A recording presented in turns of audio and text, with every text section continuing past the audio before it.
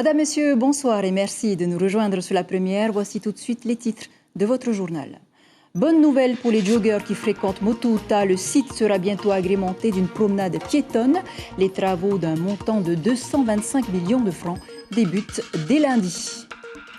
Les transporteurs sanitaires, un métier passionnant mais très peu reconnu, comme Jano Tieho que nous avons suivi à Papeari, ils sont une cinquantaine en Polynésie à réclamer un statut professionnel. L'ouverture du ciel polynésien aux touristes américains ne profitera pas à toutes les îles. Exemple à Huahine, vous allez entendre l'avis des professionnels. Et pour aller plus loin sur l'ouverture de nos frontières, nous allons retrouver Gilles Tautou et son invité, Moana Tissot en direct de Huahine, propriétaire de pension de famille. À tout à l'heure. Le secteur de l'automobile ne semble pas connaître la crise. Le salon de Riyate a ouvert ses portes ce matin avec près de 25 marques représentées. Et pour terminer, nous allons faire une escale à Takapoto et Takaroa où les résidents se sont mis à l'agriculture. Cela dure depuis 1 an maintenant. C'est à voir dans votre rubrique Aïe Fénois. Vous avez sûrement constaté de fortes averses cet après-midi sur la côte ouest, mais aussi à Papeete. Comme vous pouvez le voir en rouge sur l'image satellite, il s'agissait d'un nuage orageux qui s'est accroché sur le relief de l'île de Tahiti. Localisé principalement sur la zone de Papeete jusqu'à Papara. Les cumuls de pluie relevés sont importants, soit 10 à 20 litres de pluie par mètre carré. Sur Fa'a et Paea, par exemple, 34 litres à Papeete. Ce sont ces cumuls de pluie qui, en l'espace de 3 heures, ont créé des inondations que vous avez pu observer sans pour autant créer de dégâts. Je vous le disais en titre, après la promenade du front de mer de Papeete, les piétons et coureurs qui fréquentent Motouta pourront dans quelques mois profiter de leur balade quotidienne jusqu'à la digue. Les travaux d'aménagement démarrent dès lundi pour un montant de 225 millions de francs pacifiques. Les précisions de Kaline Liénard et Patita Savia. Entièrement repensée et plus sécurisée, c'est la ligne conductrice de ce projet d'aménagement de la promenade de Motouta. Habitués des lieux, les coureurs vont pouvoir s'en donner à cœur joie. Moi, je pense que c'est bien pour nous, les personnes qui font du sport, et ça sera très bien pour nous. Je pense que c'est très bien parce que c'est aménagé pour courir, mais je pense qu'améliorer cette partie-là pour la sécurité des coureurs, même des vélos, ça serait top. Et ça rendra encore la promenade encore plus agréable pour venir passer un petit moment de sport. L'aménagement se veut écolo, avec du verre recyclé et des arbres endémiques comme le Miki ou le Kahaya pour habiller les lieux. L'objectif étant que les Polynésiens viennent apprécier l'air marin en toute quiétude. La zone roulotte va faire peau neuve et des sanitaires seront installés. Pour ce qui concerne donc l'OPT qui doit dégager, tout ce secteur va être retravaillé en concertation avec la douane, avec les aconniers, faire en sorte de repousser le niveau du terminal commercial plus en amont, donc pour pouvoir avoir plus de possibilités d'accueil des conteneurs et pour éviter aussi des accidents. Les pêcheurs peuvent être rassurés, un espace mieux sécurisé leur sera consacré. Rendez-vous en octobre pour découvrir le nouveau visage de Motouta. Et sachez que la zone sera donc interdite aux piétons durant les travaux. Soyez vigilants. Et puis, ce fait divers, la route a fait un nouveau mort hier à Ouria. Un scooteriste avec un passager à l'arrière a lourdement chuté dans un caniveau à Tiahura vers l'ancien Club Med. L'une des 2 victimes est décédée à son arrivée à l'hôpital. L'autre, grièvement blessée, a été évacuée vers l'hôpital du Taoné. Selon les pompiers sur place, les 2 jeunes ne portaient pas de casque. Une enquête est en cours pour déterminer les circonstances de l'accident. Les précisions de Roland Touaïra, joint par téléphone par Abinira Tematahutua. Scooter, avec 2 blessés. L'équipe d'intervenantes, ils ont juste constaté qu'il y avait 2 victimes qui ont chuté de leur scooter. La première victime, elle était au niveau du caniveau, qui était juste à côté en fait. Donc ils ont pris en charge en fait les 2 blessés. C'est grave en fait au niveau des blessures. En fait, ils étaient 2 sur un scooter. C'est à l'hôpital que les médecins ont déclaré le décès de la victime. Lorsqu'on a pris les informations, 20 ans, 20 ans la victime. Et après, on ne sait pas si c'était elle la conductrice ou la passagère. Là, ce sera l'enquête de la gendarmerie. Les gendarmes qui verront si conduisait, etc. par rapport à l'accident.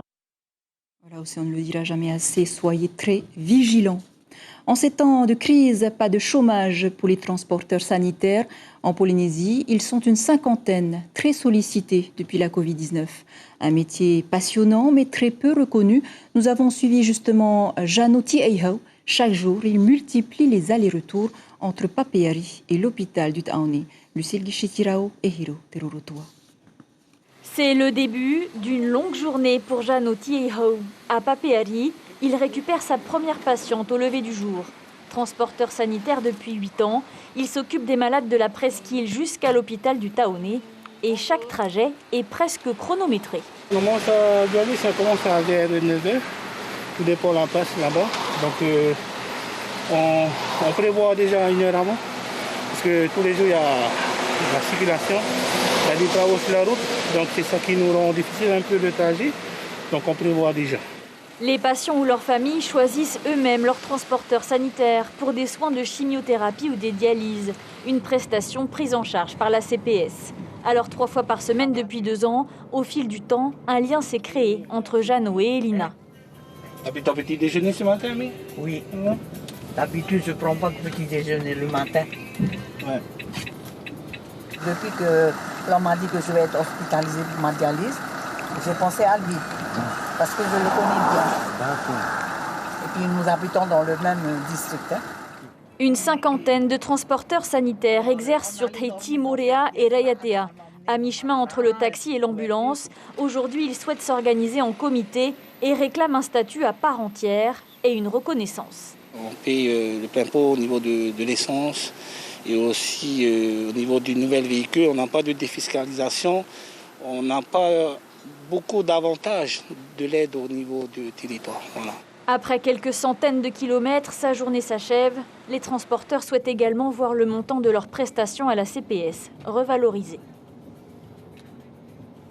Voilà, quant à la campagne de vaccination, elle se poursuit. La campagne de vaccination anti-Covid, près de 19 000 Polynésiens sont aujourd'hui vaccinés. On parle bien des 2 doses. Près de 34 200 ont reçu la première injection. 12 cas supplémentaires recensés depuis hier. 8 hospitalisations, dont 4 en réanimation. Des indicateurs qui permettent à la Polynésie de rouvrir ses frontières au tourisme le 1er mai, vous le savez, uniquement aux Américains. Mais à Huahine, on ne s'en réjouit guère car leur clientèle est essentiellement composée d'Européens. Inacio Raveino et Patrick Sinsing. Derrière cet atterrissage somme toute banal, une bouffée d'oxygène pour le secteur du tourisme. Des clients qui cherchent l'évasion intramuros, tout content de changer d'air. Jean-Pierre a l'habitude de ce genre d'accueil et depuis 1 an, ce sont des événements qui arrivent de moins en moins. L'arrivée de touristes comme ça, c'est une grosse bouffée d'oxygène. Ah oui, c'est une grosse bouffée d'oxygène. En plus de ça, ce sont des amis, mes amis qui vivent à Montréal. Et là, on les accueille à main grand ouverte, quoi. Voilà. Une fois à la pension, l'accueil reste familial. L'un des aspects de ce que l'on peut appeler le tourisme de proximité.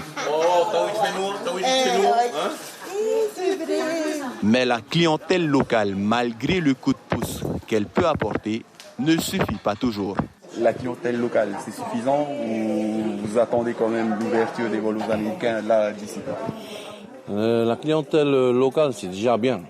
Mais par contre, on attend toujours les étrangers, quoi. Hein. Enfin, ceux qui viennent européens. Les Européens, on peut dire. Et les Américains, le fait que les frontières étaient ouvertes aux Américains, ça... Ben, pour l'instant, les Américains, il n'y a pas encore de réservation. Hein. Et par contre, nous, on reçoit pas mal de réservations de la France, quoi. Hein. Voilà. Du coup, on est bienvenus, quoi. On attend toujours, quoi. Hein. Parce que là, en ce moment, c'est vraiment voilà, hein, on peut le dire. Mais si Jean-Pierre peut esquisser un sourire, ce n'est pas le cas de tout le monde. Exemple pour cet excursionniste dont aucune machine n'a tourné depuis 1 an. Ça fait un peu depuis le mois de mars l'année dernière, hein, depuis le confinement, qu'on a arrêté les activités. En plus, les bateaux de croisière ont arrêté aussi. C'était une grande clientèle. Hein. Et voilà, depuis c'est en stand-by. On tourne de temps en temps avec quelques locaux, mais bon, c'est 1-2 unités, quoi. Voici donc ce à quoi ressemble la majorité des pensions de famille de Huahine depuis le mois de mai dernier. Et pour la plupart de ces structures hôtelières, l'arrivée des touristes américains ne devrait pas arranger leur situation. Voilà, nous retrouvons en direct de Huahine Gilles Tautou. Vous êtes avec Moana Tissot que nous avons vu dans le reportage. Nous l'avons compris, la reprise économique est un peu timide sur l'île Gilles. Écoutez, Chiquita, juste derrière moi, vous entendez peut-être ces vagues qui déferlent. Cette déferlante, c'est également l'espoir de la part de Moana Tissot qui espère également que les touristes déferlent ici. Moana, en 20 ans de gestion ici à cette pension, est-ce que c'est la première fois que tu vis cette situation? Merci pour cette question. Il y a eu d'autres situations, mais moins longues. Là, celle-ci, elle est plus longue et plus compliquée. Donc vraiment, vivement qu'on sorte du tunnel en fait. Alors moi ici, à cette heure-ci, c'est le dîner, c'est animé, c'est également beaucoup d'employés qui bougent un peu partout. Oui. Est-ce que cette situation te désole? Bah oui, c'est sûr, quand on connaît une fréquentation dynamique où on reçoit du monde tous les jours pratiquement et voilà, le service de restauration est ouvert. C'est vrai qu'on a plus de monde. En ce moment, ce n'est pas le cas. La situation est vraiment compliquée. Et ce qu'on espère, c'est que les frontières avec l'Europe soient ouvertes très bientôt. Justement, des frontières ouvertes aux Américains, aux États-Unis, des frontières ouvertes à l'Europe, la France également, c'est dans l'espoir. Oui, ils ont ouvert les frontières avec les États-Unis. Tant mieux pour les grands hôtels de Tahiti, Moorea et Bora Bora. Mais nous, notre clientèle à nous, c'est une clientèle européenne, une clientèle française. Et ce qu'on veut, c'est vraiment que ces frontières-là s'ouvrent le plus rapidement possible aussi. Alors, ça sera peut-être ma dernière question. L'État, le pays vous accompagne. Est-ce que ça suffit pour supporter, on va dire, cette asphyxie? Les aides ne sont jamais suffisantes, mais l'idéal, c'est de pouvoir continuer jusqu'à la réouverture des frontières avec l'Europe. Voilà, Moana Tissot qui souligne cette volonté de vouloir poursuivre dans cette activité touristique, mais vous l'avez compris, il faut encore un peu plus d'aide et peut-être une ouverture totale de nos frontières, Chiquita. Merci à Gilles Tautou. Merci également Moana Tissot pour votre témoignage. Et en prévision de l'arrivée des visiteurs à Bora Bora, pas de répit pour les guides sanitaires. La Perle du Pacifique est la première destination des touristes, vous le savez. C'est donc ici que débutent les formations pour les guides.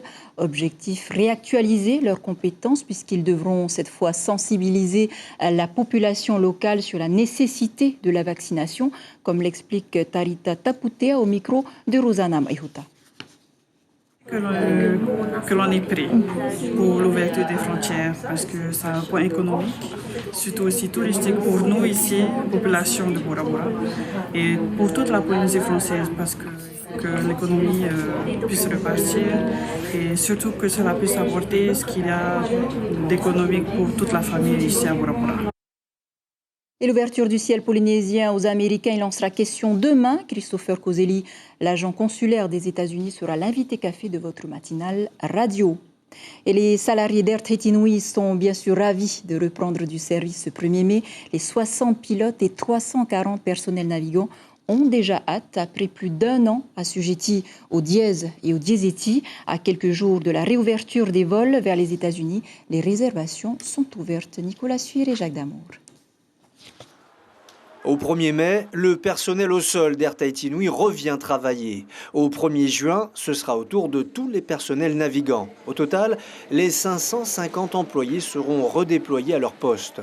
Tous étaient au dièse, ce ne sera plus le cas au 1er juin. Bonne nouvelle, oui, pour reprendre les vols et puis relancer l'économie, et voilà quoi. Retourner au travail, tout simplement. Ça vous a manqué, ça vous manque? Évidemment, bah oui. Rester à la maison, non, c'est bien de rester à la maison, mais bon, on est des navigants, donc oui, on a hâte de retourner dans les avions et faire notre boulot. À Bora Bora également, on attend avec impatience l'ouverture des frontières. Hôteliers, restaurateurs et prestataires de services ont hâte d'observer l'économie au ralenti reprendre du poil de la bête. Tout le monde attend de reprendre le travail, c'est sûr. Mais il va falloir redémarrer, il va falloir reprendre bien sûr les bonnes habitudes, la ponctualité, l'organisation entre les travailleurs et ça c'est quelque chose qu'il va falloir redémarrer avant qu'ils arrivent pour qu'on soit efficace. La compagnie Otiare a prévu 3 vols par semaine pour les États-Unis. C'est 5 fois moins qu'avant la crise du Covid, mais c'est toujours mieux que rien. On tente de réouvrir sur Los Angeles avec un minimum de vols de 3 vols par semaine. Donc d'après le PDG qui connaît mieux les chiffres que nous, les 2 premiers vols sont relativement full, donc on attend pour la suite. Les professionnels du secteur touristique sont sur le pied de guerre. La concurrence sera rude. Évidemment, par la suite, tous espèrent plus de vols et plus de touristes. Voilà une reprise qui s'annonce plutôt bien. Dans un tout autre contexte maintenant, le plan de transition énergétique revient parmi les objectifs du pays. Cette fois, le gouvernement lance un appel d'offres pour la construction de fermes solaires en septembre. 2 critères seront retenus, à savoir le prix maximum du tarif de rachat du kilowattheure qui devra être inférieur à 21 francs hors taxe et le type d'installation devra allier l'agriculture à l'énergie solaire. Les précisions d'Yvonique Raffin, ministre de l'économie et de l'énergie au micro de Tita Wadoum et Patita Sabi. 30 MW crête correspond grosso modo à 2 groupes électrogènes de la Punaru. Ma crainte, c'est pas de ne pas avoir de candidats, c'est d'avoir trop de candidats. Voilà. Et de faire le bon choix in fine. C'est ouvert à l'international. Donc j'espère bien qu'il y aura des acteurs locaux qui vont répondre. Mais en tout cas, c'est ouvert à l'international. Eux aussi fonctionnent à l'énergie électrique, ce sont les véhicules hybrides. Ils séduisent aux îles sous le vent. À Rayatea, c'est sous 900 mètres carrés de chapiteaux que s'est ouvert ce matin le salon de l'automobile. 25 marques y sont représentées, une affluence plutôt timide en ce premier jour. Les organisateurs espèrent que les ventes de véhicules remplacent les voyages à l'étranger. Caroline Fari et Julien Vesco. Dernier coup de polissage avant le rush et même si aujourd'hui le public ne se presse pas, les premiers visiteurs en profitent pour essayer la voiture convoitée. Je voudrais surtout essayer la voiture. Parce qu'il y a une hybride là que j'ai jamais conduit d'hybride, je voudrais essayer pour voir ce que ça donne. On fait le tour, on regarde, on va voir. Le salon de l'automobile de Rayatea reprend son cours normal en avril. Il avait eu lieu en août dernier pour cause de crise sanitaire. Côté organisation, on ne s'attend pas à des miracles, mais à des achats réfléchis. La crise a l'impact sur toutes les familles, on ne peut pas le nier. Maintenant, voilà, les concessionnaires sont là, les banques sont là pour justement conseiller, trouver la meilleure option possible pour faire de l'achat. Donc je pense que les gens ne seront pas frileux, mais voilà, ils vont peut-être faire moins d'achats impulsifs et de coup de cœur, voilà, ça, je pense qu'il y aura des décisions beaucoup plus mûres pour faire le bon choix de véhicule. L'an passé, pas moins d'une centaine de véhicules avaient été vendus. Aujourd'hui, Rayatea Covid-Free devrait retrouver une activité économique normale. Voilà, à découvrir donc jusqu'à samedi.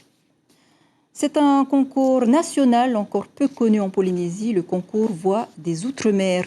La 4e édition se prépare actuellement avec le conservatoire de Tiparui. Son directeur Fabien Dinard a reçu hier les organisateurs de l'événement. Les auditions ont démarré cet après-midi.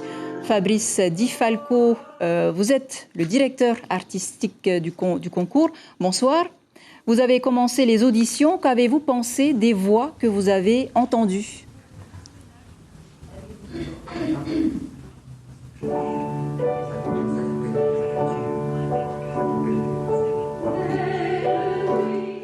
Fabrice Di Falco, est-ce que donc vous avez commencé les auditions cet après-midi? Qu'avez-vous pensé des voix que vous avez entendues?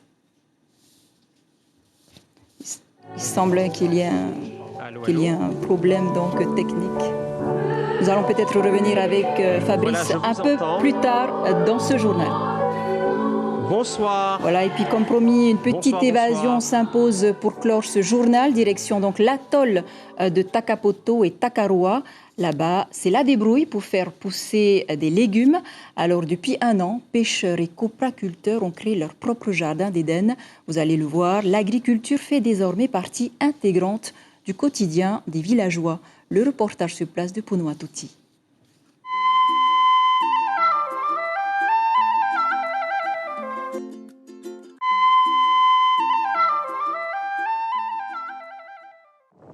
Près de la marina de Takapoto se trouve Roger. Sa passion, l'agriculture et la construction l'ont poussé à aménager une pirogue de 5 mètres de long pour y faire pousser des radis et des patates douces. Il a tout fait avec du matériel de récupération, du bois, des filets ou encore des palmes de cocotier. Roger a aussi construit 2 petites serres de 15 mètres carrés pour y planter des fruits et des légumes. Après quelques mois dans la serre, le temps de la récolte est arrivé. Là, ça fait comme 5 mois maintenant. On avait planté, on avait tout mangé, ça c'est le reste encore. On est obligé de replanter encore de nouveau. Potas, de la salade, des concombres, des tomates et des oignons verts. Là, on va accueillir les haricots parce qu'elles sont trop mûres. Un peu plus loin, Teponi cueille tous les jours plus d'une trentaine d'haricots verts. Dans son jardin naturel de 3000 m², on y trouve des tomates, des melons et même des plantes médicinales. Ici, tout est produit et consommé localement. Alors nous nourrissons côté végétal de nos produits que nous plantons nous-mêmes dans nos jardins, comme les légumes frais ainsi que les fruits. Et nous avons même des plantes médicinales que nous plantons nous-mêmes, par exemple comme l'aloe que j'utilise pour pouvoir soigner les plaies de mes enfants. Elle bénéficie aussi des aides de l'État, 180 000 francs qu'elle compte utiliser pour se lancer dans l'élevage de poules pondeuses pour accroître sa production. De son côté, Gabi vient de récolter toute sa production de melons, de pitaya et de pastèques. Pour la nouvelle saison d'avril et mai, il compte faire pousser d'autres variétés de fruits et de légumes. J'ai planté un peu de tout, surtout les arbres fruitiers. Ouais. Je vais avoir un manguier, mais j'ai planté, mais ça n'a pas poussé. Surtout quand il y a le vent, le touero là, ça crame tout. Avec la pêche et le copra, l'agriculture est un autre moyen fiable pour subvenir aux besoins du quotidien. Comme vous venez de le voir, l'agriculture est une ressource primordiale à la vie des habitants. Ici, plus de 50% de la population vivent de cette ressource. Avec les aides en plus attribuées par l'État, les agriculteurs se multiplient. Il suffit de l'observer. La consommation de nos produits locaux fait vivre cette filière en voie de développement. Voilà un bel exemple de résilience. Et nous allons reprendre Fabrice Di Falco en direct donc du conservatoire. Bonsoir. Donc, Yaorana. Alors vous avez commencé les auditions cet après-midi. Qu'avez-vous pensé des voix que vous avez entendues ? Les voix des Outre-mer ici que j'écoute en ce moment même au conservatoire de Papeete sont vraiment extraordinaires. Les professeurs qui donnent les cours sont vraiment très très bien. J'entends des voix superbes, des tessitures différentes, des tessitures que nous avons envie d'emmener à l'Opéra de Paris le 10 janvier 2022. Les auditions sont réservées aux élèves du conservatoire, mais est-ce que d'autres candidats peuvent y participer ? Bien sûr, si vous n'êtes pas du conservatoire de Papeete et que vous aimez chanter, que vous êtes passionné par la voix, quel que soit le style vocal, vous êtes les bienvenus au concours Voix des Outre-mer. Vous avez jusqu'au 15 mai pour aller sur le site www.voixdesoutremer.com pour envoyer vos vidéos. Je serai ravi de découvrir la nouvelle Alicia Keys, le nouveau Michael Jackson ou Prince, le prochain Freddie Mercury, les chanteurs de musique traditionnelle polynésienne, car c'est important pour nous dans ce concours Voix des Outre-mer. Nous nous ouvrons bien sûr à l'opéra, mais l'opéra musique populaire, nous ouvrons à la musique traditionnelle, et je sais que la musique traditionnelle en Polynésie française est très très importante et appréciée, alors soyez les bienvenus. Quel que soit votre âge, quelle que soit votre voix, si vous êtes passionné, bienvenue dans les aventures lyriques du concours Voix des Outre-mer. Alors brièvement, les finales territoriales auront lieu quand et que remporte le grand vainqueur du concours ? La finale territoriale en Polynésie française à Papeete se fera en septembre 2021. Lors de cette finale territoriale, nous allons entendre 10 candidats extraordinaires. L'association Les Contre-Courants va permettre, bien sûr, d'avoir des cours en amont du concours pour préparer les 10 candidats. Et des 10 candidats, 2 candidats partiront le début janvier 2022 pour représenter la Polynésie française à l'Opéra de Paris, comme d'ailleurs la jeune Tinalei Mauta qui avait représenté la Polynésie française. Merci Fabrice Di Falco d'avoir répondu à nos questions. Je rappelle que la sélection c'est jusqu'au 15 mai prochain. Voilà, c'est ainsi que s'achève cette édition dont je vous rappelle l'information principale. Les transporteurs sanitaires, un métier peu reconnu comme Jano Tieho, ils sont une 50aine en Polynésie à réclamer un statut et une reconnaissance professionnelle. À la une de votre dépêche demain, le quotidien titre Énergie, le pays reprend sa place de manière musclée. Voilà pour l'essentiel de l'actualité. Merci de nous rester fidèles. 5h, vos infos radio. À suivre 2 épisodes de votre série La Garçonne. 21h10, un documentaire, La planète parfaite. Belle nuit sur la première, à demain.